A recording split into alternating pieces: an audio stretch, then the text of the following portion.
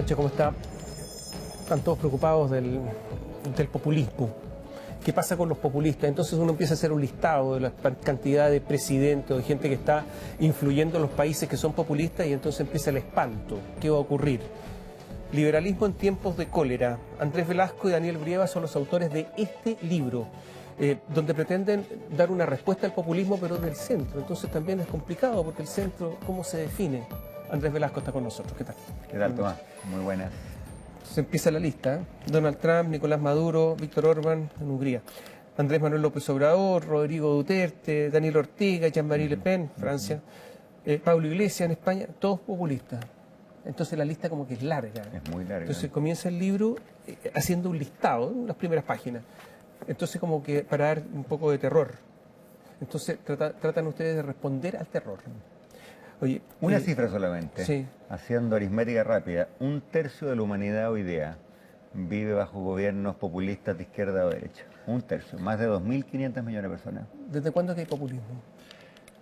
Bueno, es una exportación no tradicional latinoamericana. Yo siempre digo eso a los ingleses y se mueren de la risa. Comparado con Perón o con Getúlio Vargas en Brasil, Donald Trump es un aprendiz nomás. Por lo tanto, el populismo va a cumplir un siglo. Y cuando digo populismo no me refiero al típico fenómeno latinoamericano del gobierno que gasta mucho, se endeuda y después de una crisis económica. Me refiero a una manera de hacer política en que se niega la complejidad de los problemas, se divide a los países, se moraliza del peor modo las cosas, de modo que los que están de mi lado son buenos y los del otro lado son todos unos delincuentes, y más temprano que tarde se empiezan a vulnerar las libertades políticas. Tú mencionabas a países como Hungría y Polonia, por ejemplo, que eran las niñas bonitas de la transición poscomunista, ¿no es cierto?, democracia, jóvenes, pujantes, etcétera. En ambos países hoy día no hay prensa libre, el Congreso está siendo asediado, entonces hay un síndrome político muy tóxico. Y hay dos preguntas que subyacen al libro. La primera, ¿va a llegar esto a Chile? Y la respuesta es sí, ya está llegando. Y segundo, ¿con qué armas, con qué ideas lo enfrentamos? Te hago una pregunta. ¿Existió en Chile? Más fácil. ¿Salvador Allende fue populista? Salvador Allende fue populista en lo económico, indudablemente. La inflación fue 700%, el déficit fiscal fue 12 puntos del PIB, pero no fue un populista político en este sentido. No fue una persona que dijera yo descalifico a todos los que están del otro lado. No, en ese tiempo todos descalificaban a todos. Es cierto, pero nos podríamos extender. Evidentemente en esa época la política fue extremadamente ruda y terminó como todos sabemos que terminó.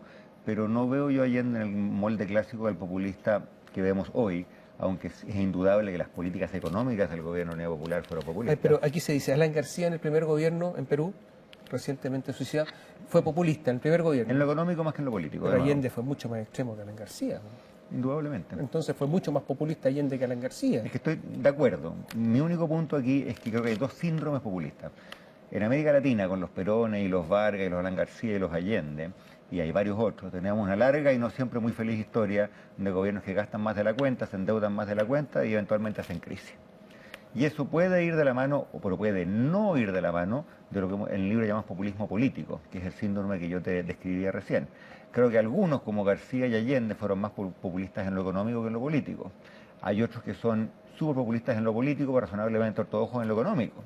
El caso de López Obrador en este momento, su discurso, su estilo, el riesgo incipiente todavía de que afecte a las instituciones en México lo ponen en la categoría de un populista en lo político, pero hasta el momento, habrá que verlo, tiene un superávit fiscal y baja deuda, y por lo tanto ambas cosas no tienen por qué ir de la mano, ambas son preocupantes, ambas son amenazantes. Cristina Fernández.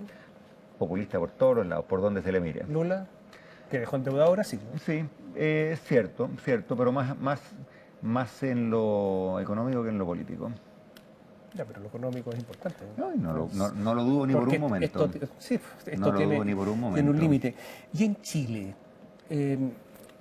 a partir del año 2011, comienzan las protestas estudiantiles y se empieza, yo diría que ya había empezado, porque el deterioro siempre progresivo, lo que se llamó el modelo concertacionista. Esas protestas, o quienes lideraron las protestas, ¿tenían tintes populistas o no? Algo tenían indudablemente. ¿Quiénes? Una de las características del populismo es la negación de la complejidad de la vida.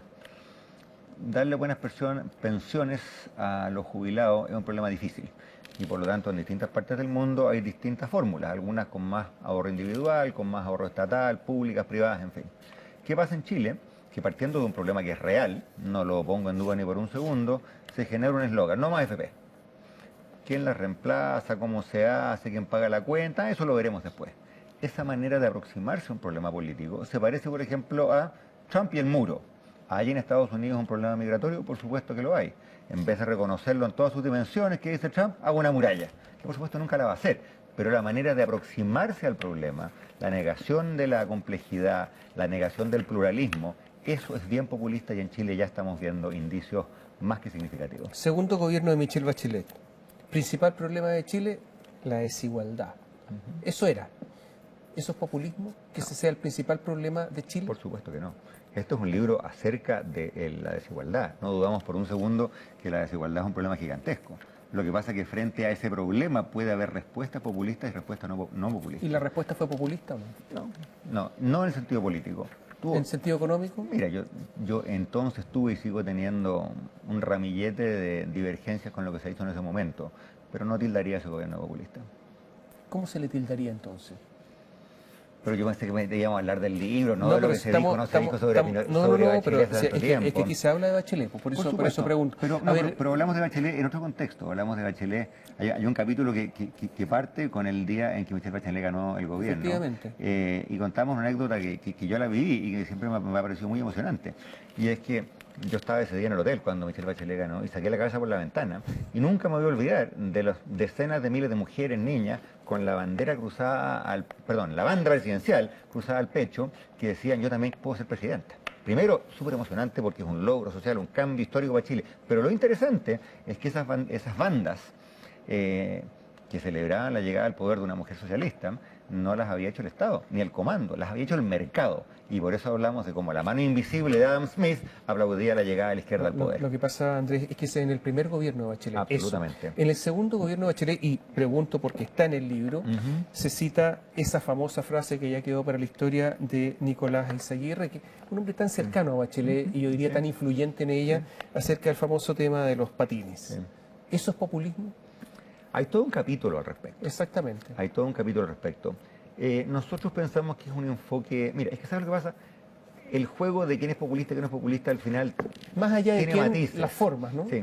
Yo creo que esa fue una frase muy desafortunada, tanto es así que le dedicamos a ese fenómeno, a esa manera de las cosas, un capítulo entero. Así es. No lo quiero minimizar ni por un segundo, pero no creo que sea populista. Ese es un capítulo acerca de otro problema que no es populista en sí mismo, pero que nos parece preocupante, que es cómo la centroizquierda o la izquierda chilena fue derivando desde una manera de enfrentar los problemas económicos en el gobierno de Lagos, en el gobierno número 1 de Bachelet, a una manera muy distinta. Una lógica, que en Chile hoy día se le llama la lógica de los derechos sociales, cuyos orígenes son comprensibles. Hay un problema en la educación, en la salud, en las pensiones, que duda cabe, pero donde al final el foco se pone exclusivamente en el método de provisión, si es público, si es privado, con lucro o sin lucro, y no con el estándar de provisión, si la salud es buena o es mala.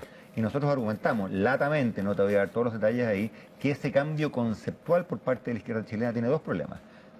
Primero, es conceptualmente errado y lo sostenemos así. Segundo, desvía la atención del problema de fondo, porque acuérdate tú todo el debate un poquito surrealista que hubo acerca de si los colegios particulares subvencionados podían o no podían arrendar el inmueble, donde nos devanamos los cesos por año, sin hablar de las cosas de fondo como cómo se forman los profesores, o cómo se cambia el currículum, o cómo se le dan a los jóvenes destrezas para el mundo. Y tercero, ya que esto entronca con el populismo, precisamente como la izquierda tradicional y la derecha tradicional se han ido quedando sin aparataje teórico, son un blanco relativamente fácil para el populismo. Mira tú lo que ha pasado con la nueva mayoría, en que muchas veces hoy día, no sé si por conveniencia política, por convicción o por inercia, terminan adoptando posturas que son bastante parecidas a las del Frente Amplio. Así como el gobierno de Sebastián Piñera en materia de migración empieza a tomar posturas que son de una derecha populista también. Entonces, el fenómeno que uno ve en todo el mundo, se vio en Europa, se ha visto en Estados Unidos, es que los partidos tradicionales, temiendo ser desbordados por la extrema derecha o la extrema izquierda, se empiezan a mimetizar con las posturas populistas. Y cuando eso pasa, al final, ¿quién gana? Ganan los populistas. Me parece muy interesante en el libro, entre otras cosas, todo el pensamiento que hay sobre igualdad, desigualdad, igualdad de oportunidades, igualdad de resultados, cómo varió la concertación en cuanto a estas cosas y lo que ha dicho uno de los principales teóricos del Partido Socialista en el último tiempo, que es Fernando Atria, cómo enfrentar la desigualdad o cómo dar igualdad de trato. Entonces, hagamos una pausa y tratemos el tema de la igualdad, que es uno de los temas centrales en Chile y que trata este libro.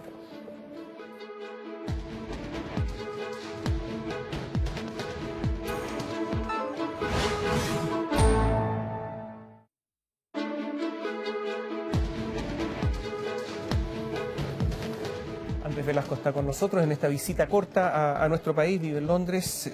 A ver, el principal teórico, yo diría, del Partido Socialista en los últimos tiempos es Fernando Atria, y ustedes en este libro le contestan a Atria con fundamentos, no a la persona, con fundamentos, básicamente con el tema de la igualdad, de cómo se combate la desigualdad y qué igualdad queremos, igualdad de resultados, igualdad de oportunidades, y me parece extremadamente interesante el libro. ¿Qué igualdad quieren ustedes como centristas, como gente de centro?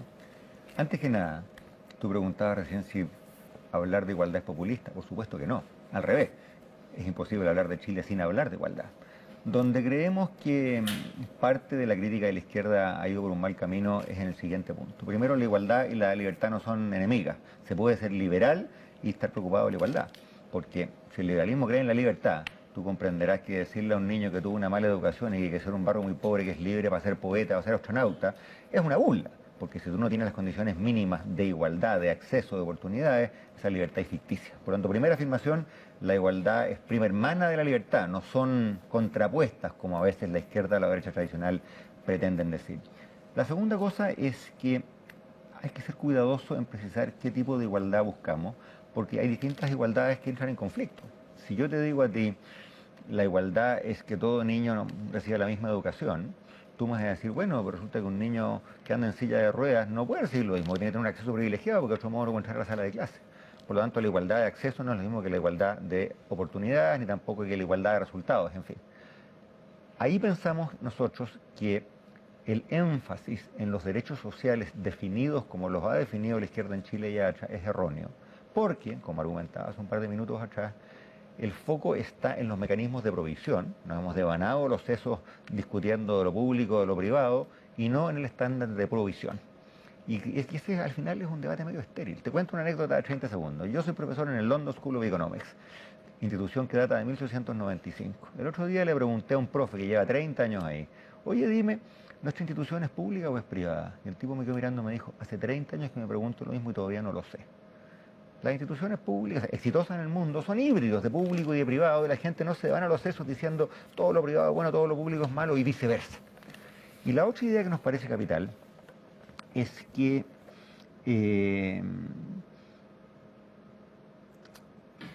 si tú defines esta libertad y esta igualdad como lo hacemos nosotros, te pasas a lo que nosotros llamamos la igualdad relacional.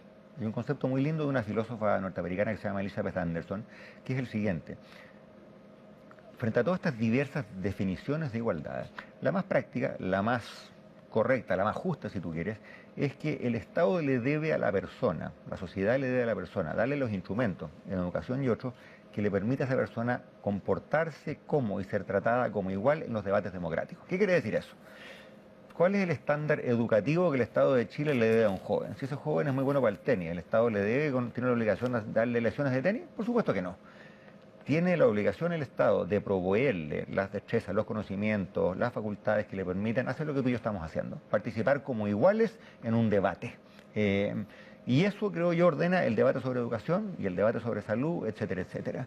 Este es un modo muy distinto, mucho más práctico, y yo me atrevería a decir en algunas dimensiones mucho más progresista que lo que impera en la izquierda hoy, y creo que nos lleva por un camino además más práctico de reforma al sistema político y al sistema económico. ¿Qué dice Atria? Lo reproducen acá en el libro, que los derechos sociales mínimos perpetúan el bienestar de los ricos porque obliga a los pobres a estar sujetos al contrato social y por lo tanto al Estado de Derecho y a no rebelarse. ¿Qué le responde a eso? Le respondemos que no hay país en el mundo en que no haya que definir un estándar de provisión. No hay, ¿no es cierto? La salud, que es muy cara, por ejemplo, ni Gran Bretaña, donde yo vivo hoy, que tiene probablemente el sistema estatal mejor del mundo, te dan todo lo que tú quieres. Te van a decir esto sí y esto no, y por lo tanto hay que hablar de un estándar de provisión. Es cierto que esos estándares de provisión pueden ser muy bajos y pueden dar lugar a lo que Atria llama los mínimos para pobres.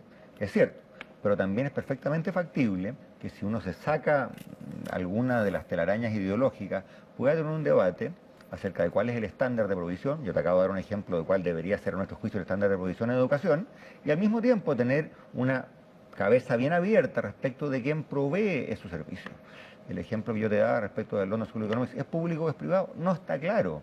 En educación en Chile es evidente que hubo abusos con la educación con fines de lucro, los hubo, claro que sí, pero también es evidente que en Chile, en que prácticamente el 70% de los niños van a colegios particulares, eso no va a cambiar y no vamos a volver a un sistema 100% estatal en el futuro. Y por lo tanto la pregunta tiene que ser cómo conjugamos una presencia vibrante, transparente, no discriminatoria de la educación privada con una educación pública fuerte como la que todos queremos. Si se aplicara el modelo Atria, si se pudiera aplicar el modelo Atria, ¿habría menos libertad? Ustedes son liberales. Sí, yo creo que el gran problema de ese enfoque no es que constituya una amenaza para la libertad, aunque en algún caso extremo podría serlo. Pero si todo es prohibido por el Estado, si es esto y nada más. Por eso te digo, en un caso extremo, pero estamos tan lejos de ese caso extremo que no es creo que no es la pelea que yo en este momento considero más indispensable dar.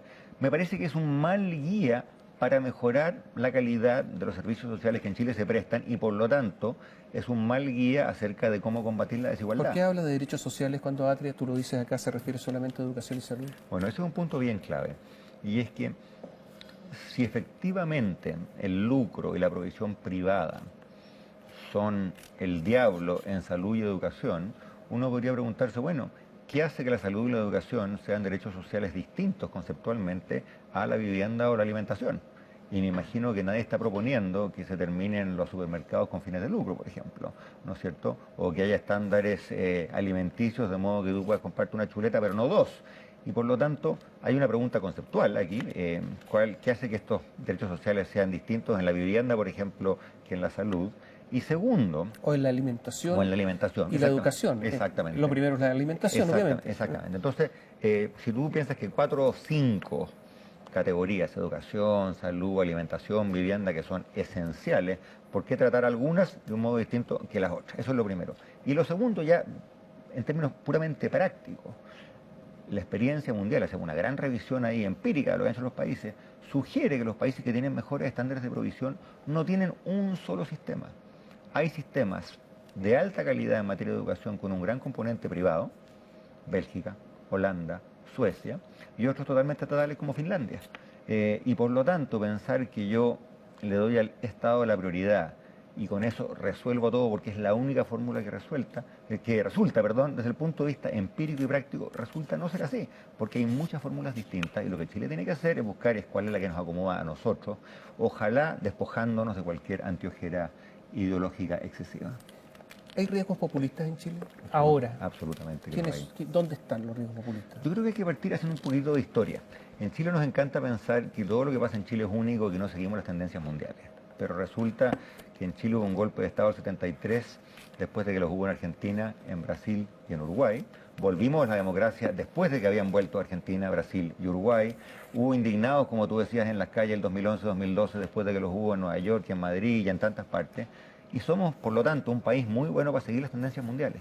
La tendencia mundial hoy día, tú lo decías al comienzo, en Europa, en Asia, en Norteamérica, en Brasil, en México, en Bolivia, es el populismo. Por lo tanto, a mí me parece que una prudencia mínima sugiere preguntarse, bueno, ¿qué tan lejos estamos nosotros de que ese flagelo internacional nos pegue esta vez como nos pegó antes? Y la respuesta que damos es sí.